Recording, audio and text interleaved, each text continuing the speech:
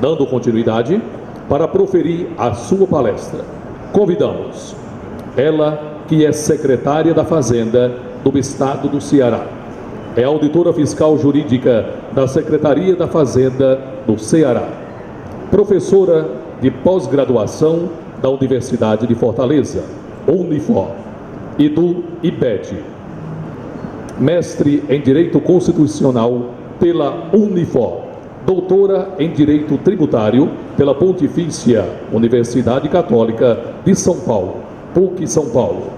Especialista em Direito Tributário pelo Instituto Brasileiro dos Estudos Tributários. Especialista em Direito Empresarial pela Universidade Estadual do Ceará. Especialista em Direito Empresarial pela Universidade Estadual do Ceará e graduada em Direito pela Universidade Federal do Pará. Foi da primeira turma de mulheres oficiais da Academia da Força Aérea. Agradecemos a honrosa presença da palestrante, auditora fiscal jurídica, Fernanda Mara Pacobaíba. Vamos aplaudi-la.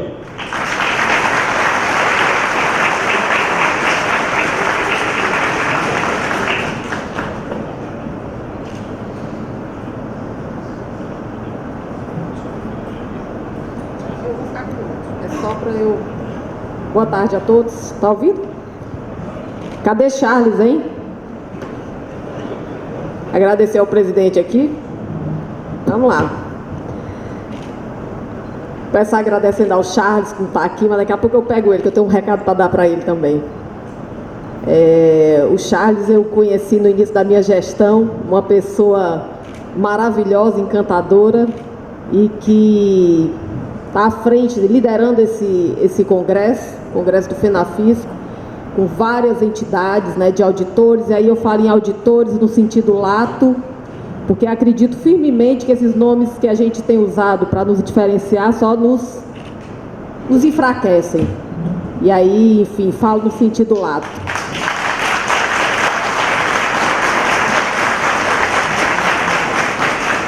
Uma casa desagregada é uma casa enfraquecida, viu, presidente? Agradecer a você, viu, Charles?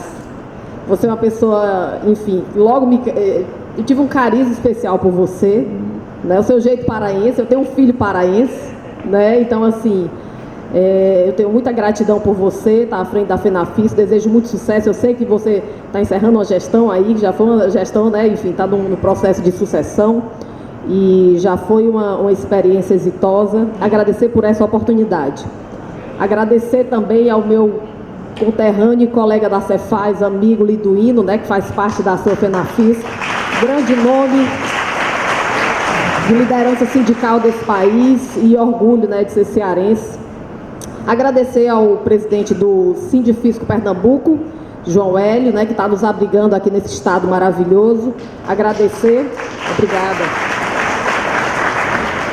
Agradecer aos meus colegas de poltrona aqui, o Macanhão conheci hoje, ao doutor André Horta, um colega queridíssimo, presidente do Concefaz, uma pessoa que traz um equilíbrio extraordinário nos debates do nosso grupo, o doutor Paulo Gil, auditor fiscal, o colega Roberto aqui também, e gostaria já, para iniciar minha fala, não quero cansar ninguém, eu queria um outro microfone.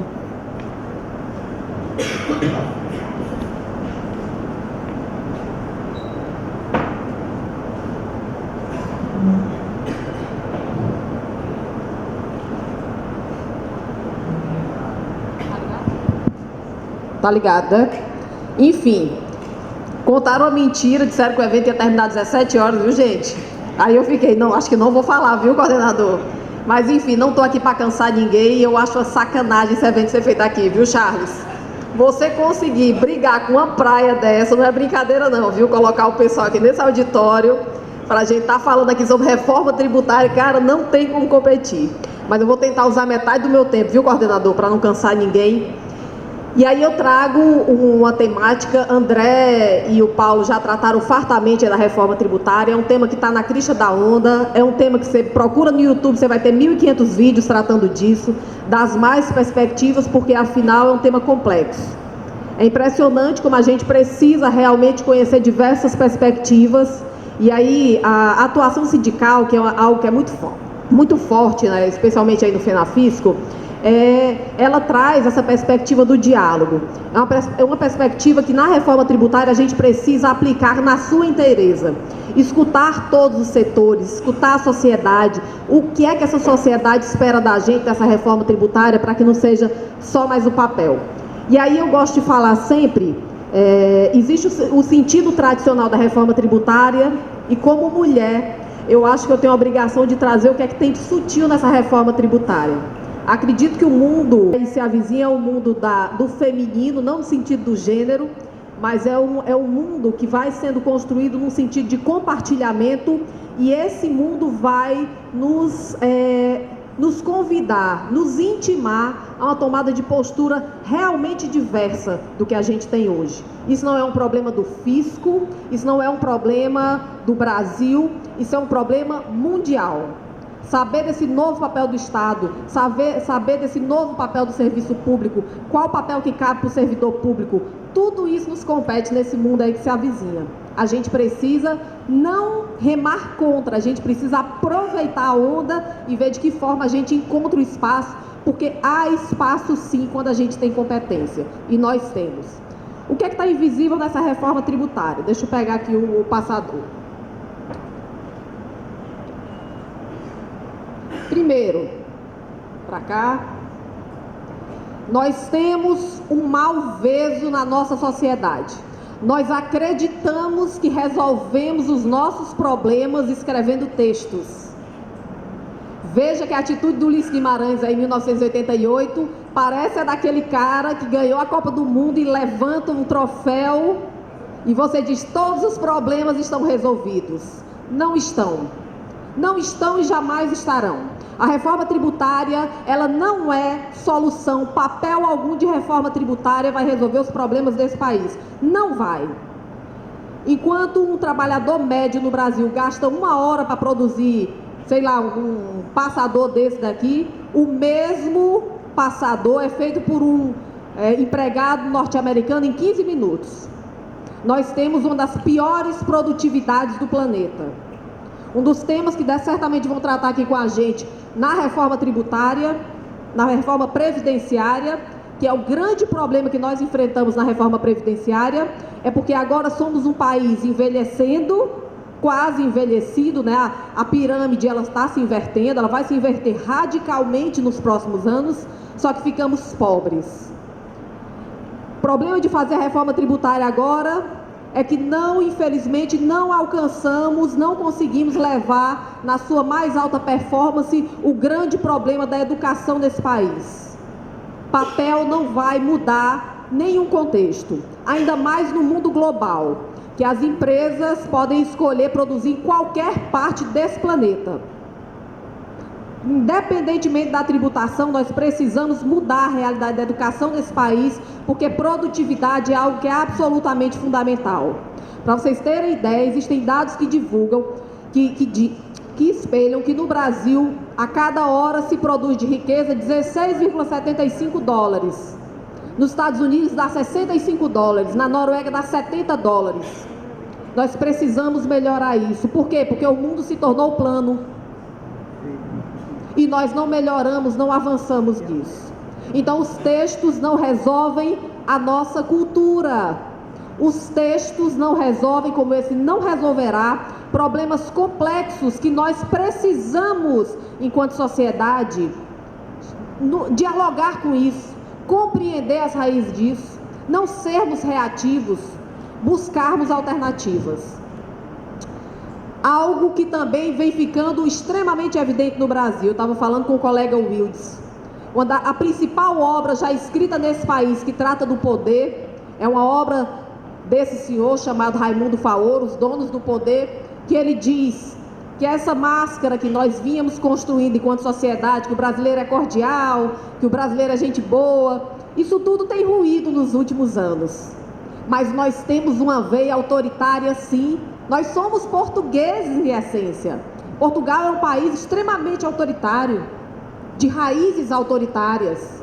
E aí de um tempo para cá todos os nossos preconceitos ruíram. Nós achávamos que não tínhamos preconceitos contra negros. Vá ser um negro no Brasil. Nós achávamos que não tínhamos preconceitos contra mulheres. Venha ser mulher no Brasil. Você imagina que eu sou a primeira secretária da Fazenda no Estado, depois de 182 anos de...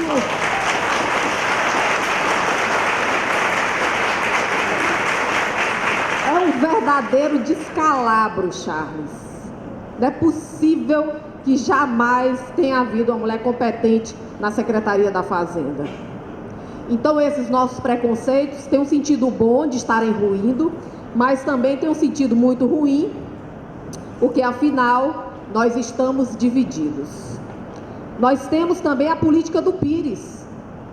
O nosso federalismo, e o André falou de forma extremamente brilhante, todo federalismo é assimétrico, mas o nosso tem tomado proporções avassaladoras. Quando fizemos lá no Concefaz o cálculo das arrecadações, as arrecadações municipais estão lá embaixo e grande parte das nossas municipalidades não exercem a competência tributária. Não exercem. E aí a velha política do Pires, que reforça o poder central, é o que a gente vê de mais, eu diria, mais moderno em tudo isso. Nós temos um malveso cultural de identificarmos um cara bem vestido, bonito, novo, de terno, cheiroso, que chega. Nós não conseguimos enquadrar esse cara como um criminoso quando ele é um grande sonegador. Nós achamos que o grande bandido desse país é apenas o pobre, o clássico. É o homicida. E a gente se esquece, porque esse país vive numa mentira extraordinária, aceitando um valor que jamais deveria estar sendo aceito. Nós já debatemos isso lá no Concefaz. A extinção da punibilidade para crime de sonegação fiscal é uma vergonha nesse país. É uma vergonha. Há cerca de 2 anos eu estive na Universidade de Bolonha com o grupo do IBET, visitando a Universidade de Bolonha, a universidade mais antiga do Ocidente. Universidade na Itália, e lá eles têm uma cadeira que estuda especificamente quais são as semelhanças do Brasil com a Itália. Uma apresentação de um professor brilhante, e esse professor dizia que nós nos assemelhamos muito aos italianos no conceito de família. O conceito da família italiana, que é o mesmo conceito que dá aso à máfia italiana. Ele é um conceito que para a gente é um conceito restritivo. A nossa solidariedade se encerra no nosso primo. É importante dizer isso, porque quando a gente convive com essa desigualdade, que ela é retórica, é bonito a gente falar de desigualdade, realmente ele toca e sensibiliza a maior parte de nós, mas quando nós precisamos partir para a ação, naturalmente nós não achamos que aquela criança que está lá no sinal, no estado do Ceará, que pode ser um gênio perdido, ela é um problema meu. Eu acho que é um problema do Estado, o Estado é que tem que se virar e a gente, enquanto sociedade, não se organiza. Porque a minha caridade, a minha solidariedade só vai até o meu primo. E veja que isso se reverte contra nós, que somos arrecadadores. O princípio estruturante de qualquer tributação e arrecadação é o princípio da solidariedade. Nós contribuímos porque somos solidários enquanto sociedade. E nós achamos que somos o país mais solidário do planeta. Tem um filme que eu vi recente, qual é o nome, amor? Lá do Menino do Gelo? Meu marido. Superação. Meu HD externo, meu marido. Superação é um filme que deixa bem claro que a gente critica muito o norte-americano, a solidariedade daquele povo que muitas vezes vai para uma pessoa totalmente desconhecida. E a gente julga, né? Tem um lugar comum para julgar o norte-americano, né?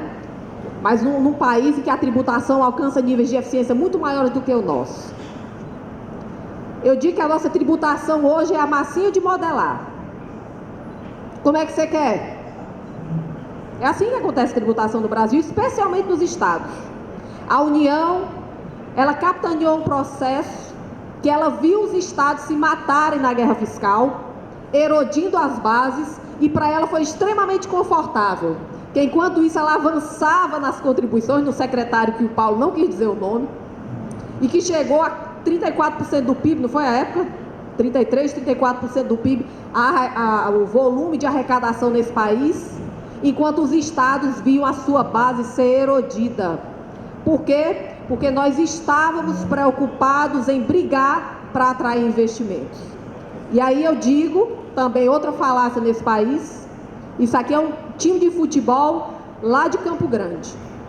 O Exército de Anões, que é uma expressão que foi cunhada pelo Silas Santiago, está lá no livro do Silas, quando ele trata do Simples Nacional, é um dos grandes limites, dos maiores limites do planeta para pequenas empresas. É inaceitável, eu fiz essa pergunta para o Paulo Guedes, como é que nós somos a 8ª economia do mundo e 75% das nossas empresas são pequenas empresas? Isso não entra na cabeça de ninguém. Quando eu estive na Coreia recentemente, vou já falar do caso da Coreia, o limite do Simples Nacional dele é em torno de R$1 milhão. Nos Estados Unidos é em torno de $100 mil. E aí isso tem dado aso a muita sonegação e informalidade que todos nós caímos de joelhos e não conseguimos controlar no nosso país. Eu não sei se é só no Ceará.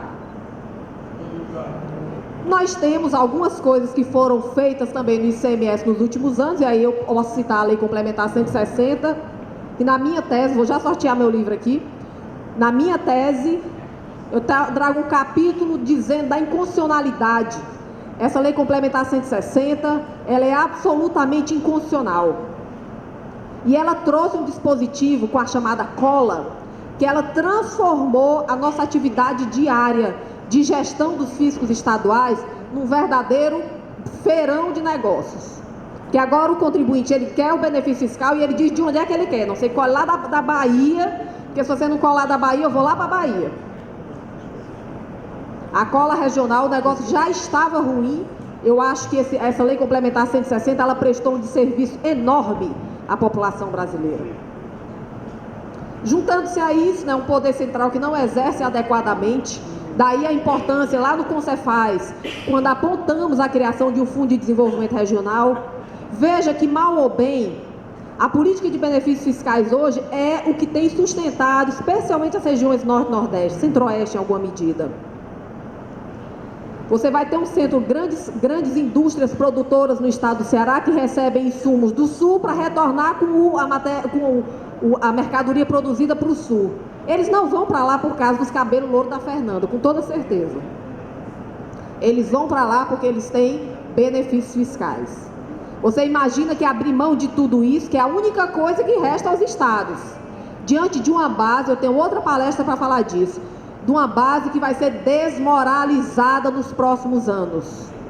O que vai ter valor nesse planeta está conectado à incorporeidade.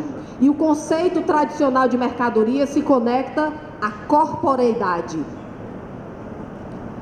E é interessante que lá pelos idos de 1850, Dom Pedro II, ao visitar o Nordeste, disse: venderei até a última joia da coroa, mas eu vou solucionar o problema da seca do Nordeste. Já pensou? Nem resolveu a seca, nem vendeu a última joia da coroa. As pessoas estão mais ricas, né? Então, assim, isso de fato é algo que nós estamos patinando no tempo e no espaço. Do que é que nós nos esquecemos? Eu vi uma reportagem recentemente sobre uma pesquisa acerca da confiança no Brasil. Nós estamos mais desconfiados do que nunca. Fernando, o que é que confiança tem a ver com tributação? Tudo. Nos países em que você tem um índice de confiabilidade melhor, você tem uma eficiência maior na arrecadação. Quanto mais desconfiados nós nos tornamos, menos solidários nós nos tornamos, mais evasão tributária, menos arrecadação. E a confiança é um laço que nós precisamos aprender a construir. Acabou-se o tempo da tributação e da arrecadação como um ringue em que do lado está o contribuinte e do outro estão as empresas. Nós precisamos construir uma nova dialética. Pode doer, mas nós precisamos construir uma nova dialética. Esse é o retrato do Brasil. Hoje nós somos uma nação ruída, separada, desigual, profundamente desigual. Eu tenho a capa do Diário do Nordeste do dia 14 de agosto agora de 2019, jornal lá de Ceará, em que tem um senhor do interior do Ceará, na frente de uma casa de taipa, com a cabeça baixa, um homem profundamente derrotado. No estado do Ceará nós somos 9 milhões de habitantes. Desses 9 milhões, 1 milhão está abaixo da extrema pobreza. Significa que 1 milhão de pessoas vivem com menos de R$ 89 por mês. Um absurdo. Um absurdo, muito bem, é isso mesmo, um absurdo. O Ceará é o quarto no país, perde para Pernambuco, perde para Bahia e perde para São Paulo em números. Absurdo. A fome não deveria mais ser algo que a gente está tratando. E aí, para piorar ainda mais isso, nós somos um país dividido. Afloraram as nossas diferenças. E vejam, o mundo das polaridades é um mundo que simplifica e toda a realidade ela é complexa. Quando a gente elege lados, a gente está emburrecendo o processo. Afinal, são muitas perspectivas, nunca são duas. A gente precisa aprender a conviver com isso. As nossas crianças, eu tenho um filho de 7 anos e eu tenho um filho de 15 anos, eles já conseguem ver isso de uma forma diferente. Às vezes eu vou com um discurso eivado de preconceitos, ele vem me dar uma chibatada, né, não, amor? Ele toma cada uma dele, que essa geração, vou já falar da educação, nos sentidos da educação, essa geração vem num formato totalmente diverso. Quem tem um porquê, enfrenta um como. Gente, eu estou engajada até a alma num processo na Secretaria da Fazenda do Estado do Ceará, capitaneado pessoalmente por mim, apesar de todas as dificuldades de minha agenda. Como servidora, como fazendária, eu reconheço, e aí eu compartilho com vocês, o Engaja Cefaz, ele é um momento de construção do porquê uma Secretaria de Fazenda existe. Quando você olha a missão da nossa Secretaria da Fazenda, ela está muito mais ligada ao que nós fazemos, gerir e arrecadar tributos, do que a porquê existimos. As mudanças que nós estamos passando no mundo agora vão precisar que nós firmemos os nossos porquês, porque o porquê ele é valorativo. O meu filho está na melhor escola do estado do Ceará hoje. Nós temos esse privilégio, mas a escola do meu filho não sabe qual é a capacidade, qual é a habilidade que ela precisa ensinar para o meu filho para ele sobreviver no mercado de trabalho daqui a 15 anos. Nenhuma escola sabe. Como é que nós podemos olhar para esse mundo para frente e acharmos que ele vai ser da forma como está na nossa cabeça? Nenhum futurista sabe, gente. Hoje, o país que mais exporta CEOs no planeta é a Índia. A Índia pega o seu jovem, passei já dos 20 minutos, pega os seus jovens, coloca numa universidade indiana e ele passa 4 anos estudando, sabe o quê? Valores, justiça, equidade, humildade, amor, empatia. Quando passa esse tempo, vai lá uma grande universidade, vai o Google, vai o Facebook, vai o Microsoft, captura aquele jovem e leva para a sua universidade corporativa. Os valores nos unificam enquanto seres humanos. Não passarão jamais. Jamais.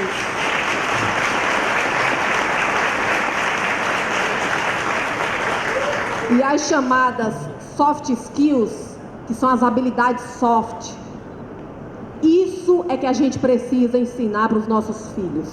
A gente está tão inábil no processo que a gente ainda tem a audácia, a insensatez de perguntar para uma criança de 7 anos de idade o que é que ela vai ser quando crescer. Gente, 60% das atividades que existem hoje não existirão nos próximos 10 anos. Então você não faz mais essa pergunta para a criança. Você tem que perguntar para ela qual é a profissão que ela vai inventar. Tem uma palestra minha que é do precipício, é bem legal. Um novo fisco para um novo mundo. Tem a ver com isso. Está aqui o nosso precipício. Esse precipício, o que é que caracteriza? Tudo aquilo que a gente tem até hoje, talvez não nos sirva lá para frente. Fernanda, estou acabado. Não é isso. Calma. Todos estamos no mesmo barco. Isso não é um processo para trazer medo, gente. Isso é um processo para nos chamar a um sentido de diálogo verdadeiro.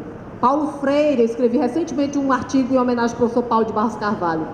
Paulo Freire, no Pedagogia do Oprimido, fala o que é diálogo. Você só tem diálogo verdadeiro com uma pessoa quando você tem humildade.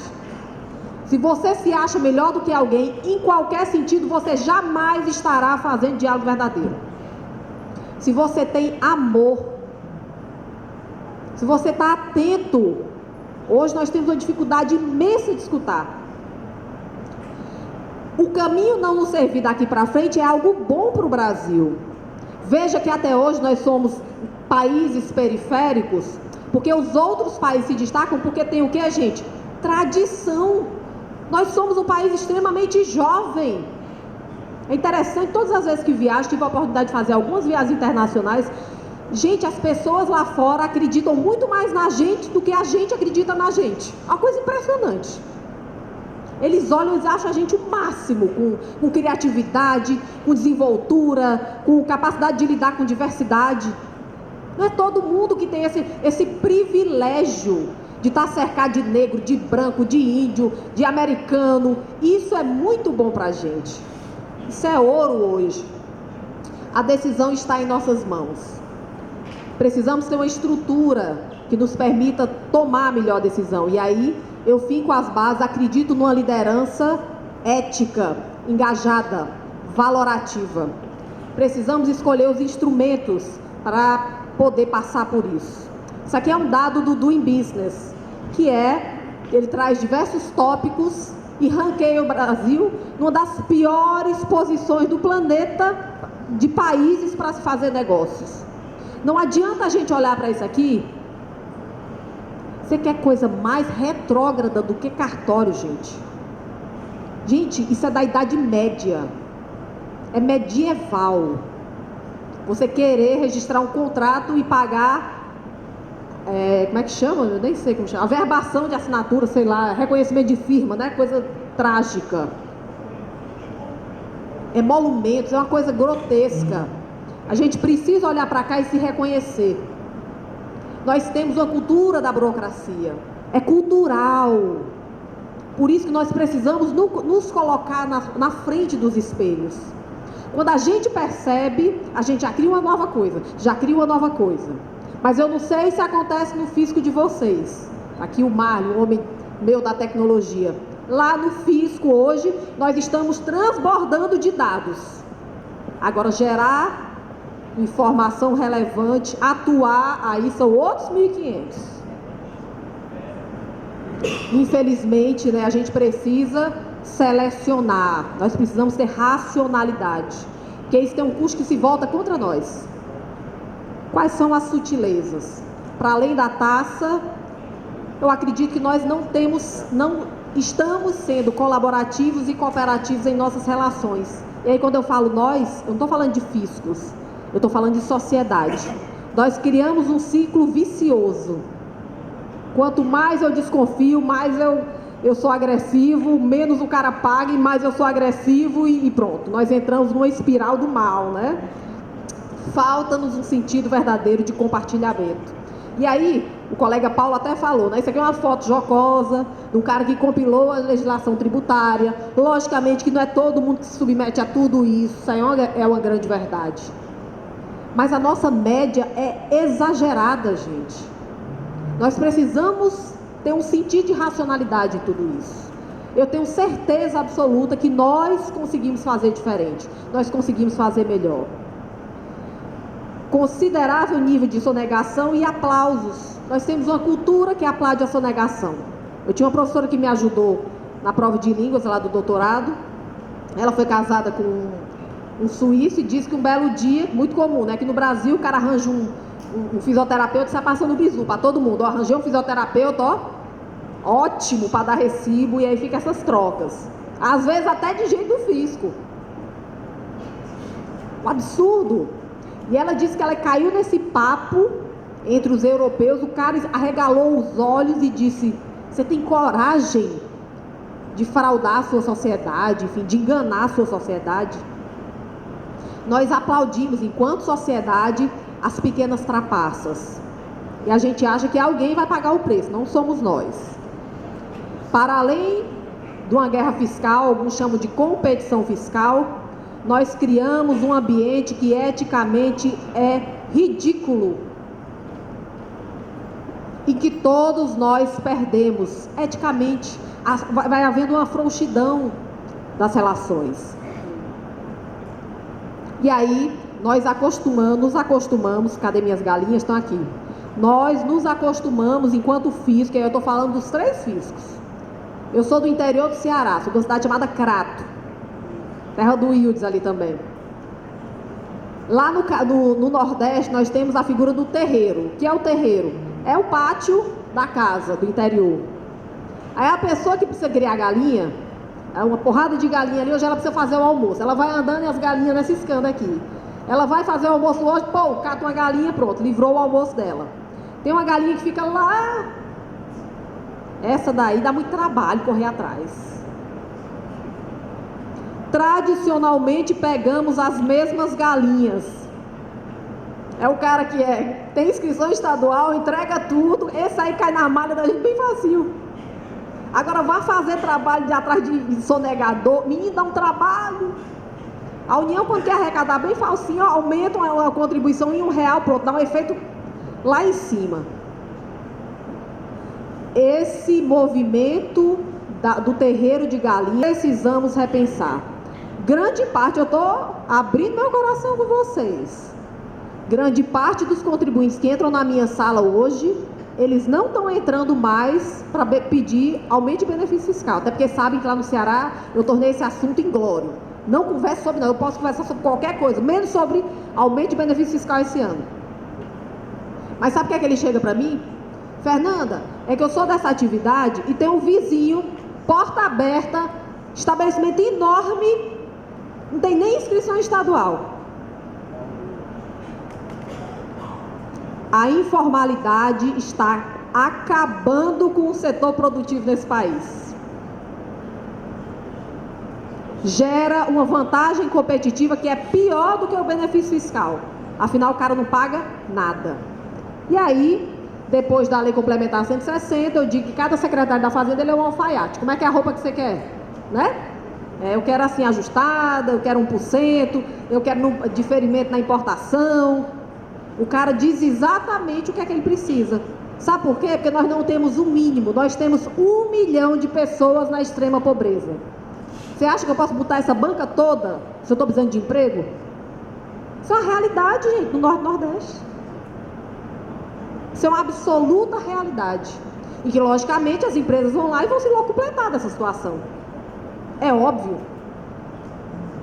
E aí nós temos algumas sutilezas. Lá no Concefaz eu defendi, nesse momento, que nós devemos ter só uma alíquota no IBS. Uma alíquota, né? A soma o caso, não sei se a União vai ficar, se não vai ficar, mas uma para cada ente. Se nós criarmos possibilidades de produtos, a gente vai eu acho que vira o mesmo ICMS. Nós temos que ter muito cuidado com a nossa cultura. No CAF, o CAF já virou exemplos jocosos do CAF. O tênis de rodinha é brinquedo ou é sapato? A Crocs é um sapato emborrachado ou é não sei o que, quer dizer, tem coisas que não é, quem está de fora não acredita que a nossa discussão chegue no Tribunal Superior nesse nível.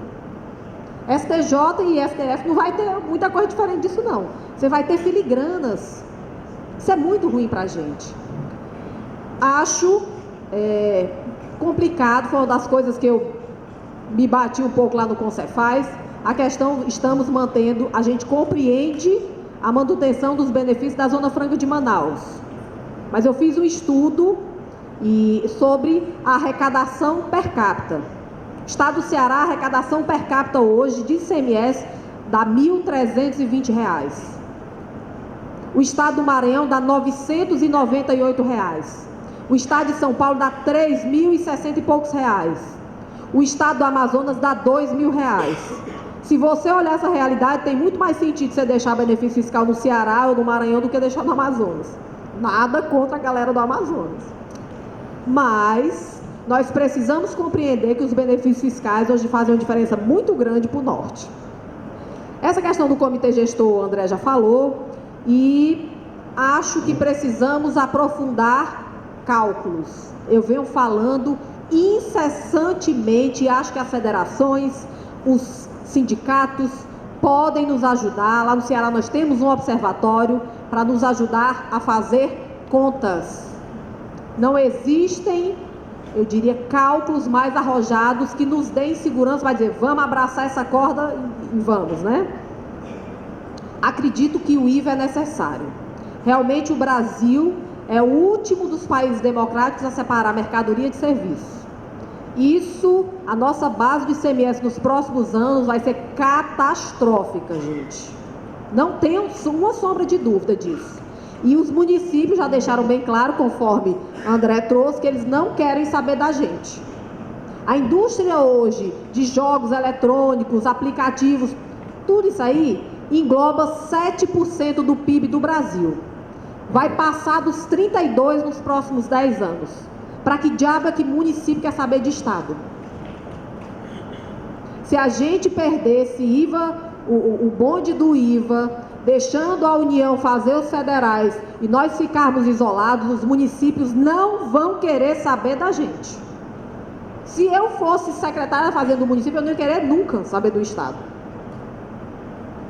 Então a gente precisa pressionar por um IVA único. E aí eu trago o exemplo da Coreia. No início do ano, eu estive a convite do BID, representando as unidades federativas, no Fórum Internacional de Tributação e Tecnologia. A Coreia foi um exemplo que me encantou. É um país com Estado forte, com forte coesão social. Eles trabalham com monitoramento intensivamente. Eles usam o chamado ex-ante approach. É ter uma conduta proativa com o contribuinte. Errou e você está do lado, errou e você está do lado. Não precisa ser o fiscal, mas eles têm tecnologia para apontar o erro de cara. Não ficar esperando esse prazo. Prazo decadencial de 5 anos, gente, se justificava na década de 60, hoje a gente tem os dados em casa. Nós precisamos compreender o que é que nos coloca na zona de conforto. Porque isso faz com que nós nos percamos muitas vezes. Foco na produção, e aí quando cheguei lá, perguntar dúvidas, como é que o pessoal faz para resolver problema aqui no fisco? Eles disseram, Fernanda, uma pessoa aqui na Coreia perder um dia de trabalho para resolver um problema, para nós é uma desonra. É a mesma desonra que eles sentem quando um filho não passa no vestibular. Então eles têm um sentido de construção coletiva altamente respeitoso, colaborativo. Eles têm um IVA de 20%. Uma forte integração com o sistema financeiro, que falta na nossa proposta de reforma tributária. Os bancos hoje têm uma dificuldade, praticamente você tem uma dificuldade hercúlea para pedir um dado bancário. Vem de um jeito, outro vem do outro, outro vem do outro, não vem na base que o fisco quer. E hoje a gente precisa seguir o rastro financeiro. E uma coisa que me chamou a atenção. A gente foi visitar uma cela de atendimento, e aí, nada de extraordinário. Estava na Coreia, eu disse, não, deve ter um foguete que decola a cada 5 minutos. Não tinha nada disso, gente. Um painel, com senha. Era igual a nossa CESAT lá da Água Fria. A nossa CESAT não perde. Quando eu entro no elevador, um cartaz. Era um representante do fisco e um contribuinte. Dentro de um coração, eu digo, traz o desfibrilador que eu vou morrer agora, né? Coração, gente. Eles têm grandes empresas, eles têm um sentido tão que... Eles têm a Samsung, eles têm a LG, são verdadeiras religiões para aquele povo. Então, eles entraram no círculo virtuoso. Quanto mais a empresa se engaja na sociedade, mais a sociedade também vibra por aquela empresa, colabora conjuntamente. E eles têm um papel do servidor público muito claro de fortemente estar a serviço da sociedade. Nós não estamos aqui no serviço público para sermos servidos. Nós estamos para servir. E isso para a gente hoje é algo maravilhoso. grande parte de pessoas que nos rodeiam, muitos colegas nossos, eu tenho observado isso com muita atenção na Cefaz do Ceará e sei que isso não é um problema só de lá. Muitas pessoas estão se suicidando diariamente por faltar propósito de vida. E se nós somos servidores públicos, o propósito na vida da gente está no nosso sangue. Nós precisamos enxergar verdadeiramente a sociedade a qual nós pertencemos e resgatar, fortificar, nós já temos, fortificar esse sentido de contribuição, de serviço, de bem servir. Eu agradeço a todos vocês, um beijo especial aos meus colegas do Ceará, meu marido. Um beijo, valeu.